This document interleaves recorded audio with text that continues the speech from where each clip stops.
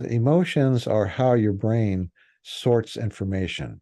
Uh, so when you have something happens to, in fact, the brain, the subconscious is doing so much every second of your life that you're totally unaware of. And it's always making associations between good things and bad things and storing that information. And so when you're walking down your hall in your home, it's not only coordinating all your muscles, but it's also at another level watching out for anything that's been in the past identified as an obstacle, a chair or a toy on the floor or whatever, or something good that might be happening, as I sound outside, the ice cream truck, whatever. uh, and it brings that to your attention whenever that association is made. Mhm.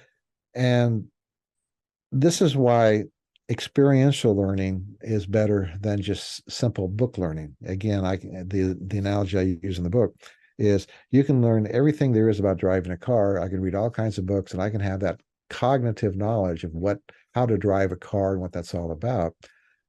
But until I get behind the wheel of a car and start actually driving, my brain doesn't have an opportunity to sort that information into Mhm. important and unimportant, as well as all the physical movements that need to be made. Oh my gosh, that didn't work. Oh, this is good. And then after a while, it can sort that information, make the associations. So now I can listen to the radio, talk to somebody, think about what I'm going to have for lunch, all the time. My subconscious is taking care of driving unless it notices something unusual. And that truck goes by. Oh, pay attention to that for a second, right? Right, right. Yeah. I'm So completely following along. It's like, oh, this is so true. I can yeah, completely understand this. it's interesting how unconscious we are throughout most of our day, which is actually good because I don't want to have to pay attention to all that other That'd be stuff. exhausting. Yeah.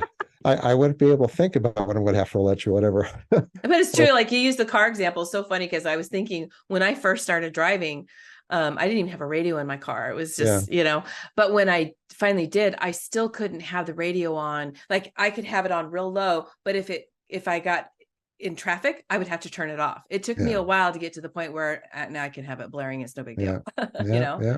but it's true. Yeah. Subconscious is amazing. And of Yeah. course, the good part is it allows us to do so much stuff automatically we don't have to think about it, right? Mm-hmm. The bad part is sometimes things that are normally safe get a negative emotional marking on it or tag on it. Mm-hmm. This is especially true for people who grow up in abusive backgrounds or dicey families, or people that are in environments such as PTSD with warfare, or you grow up in a society where there's a lot of upheaval. Crazy things are going on around you. Police state, things of that nature, and so things that in our culture are safe, like a police officer, uh, now become a super or supervisor, might be now have that negative label. So when I get around that person, I get all anxious and uptight because now inside the danger signals are going off. Mm-hmm. One of the examples that I use in the book, a lady that I worked with, uh, she came from an abusive background, and her supervisor had some traits that were similar to the abusive parent. Mm-hmm. And so when she was around him, she would freeze up, she couldn't talk, and she'd get anxious. And so we used a little technique for simple triggers that works pretty good, which is the what's happening, what's real.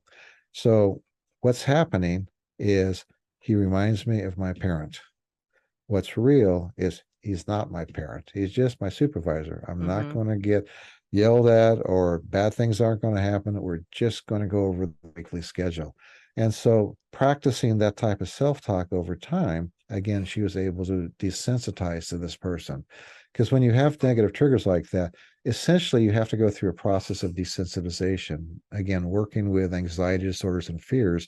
Uh, Simple things like water phobias or snakes or something like that. Again, it's pretty simple. You manage the self-talk and you expose the person to what they're afraid of, and also give them some relaxation tools and things of that nature. And if they'll practice, they get to the point where they're comfortable. Everybody's experienced that with their first job. When you Mm-hmm. first go to that first job, you got a lot of anxiety, you're not sure about stuff. But after a while, it's just my job, Mm-hmm. and that all goes away. Then you get another job, and it all starts again, and then they're just okay again. So you desensitize to those things. It's something we can do if you go about it the right way.